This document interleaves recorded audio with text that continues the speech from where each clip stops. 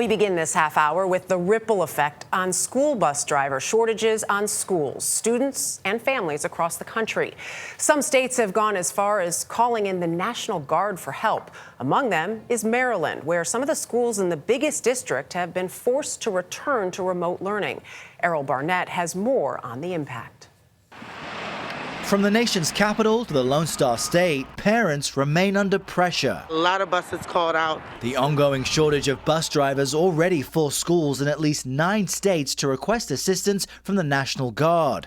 But it's been more than 2 weeks since Maryland's biggest district sent its own SOS. We've asked for 200. Earl Stoddard sent the signal. They are still inclined to try and help us, but they're looking for resources to do it. In a statement to CBS News, Maryland's National Guard says it's supporting the state's Department of Health with testing and other actions, including patient transport, due to the current COVID surge. There's just no certainty about what will happen. For mother of 2 Melissa Ladd, no guard means an inconsistent bus schedule, which has kept her from substitute teaching.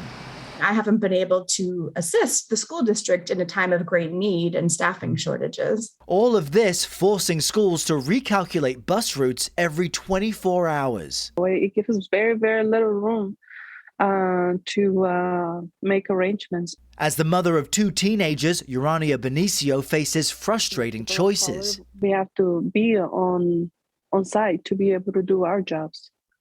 And it's either that or we stay home to take care of our children. As of Thursday, 16 Montgomery County public schools went virtual until at least the end of the month, as it sees record quarantine numbers of staff and students, who officials acknowledge are struggling. The learning loss that we're now mitigating from earlier pandemic disruptions or earlier pandemic virtual learning is in many ways a significant amount of work to make up for a lot of these students. For CBS Saturday Morning, Errol Barnett, Rockville, Maryland. Listen, when the National Guard gets called, and it can be serious, right? Yeah. The challenges they've been dealing with for 2 years now. Right.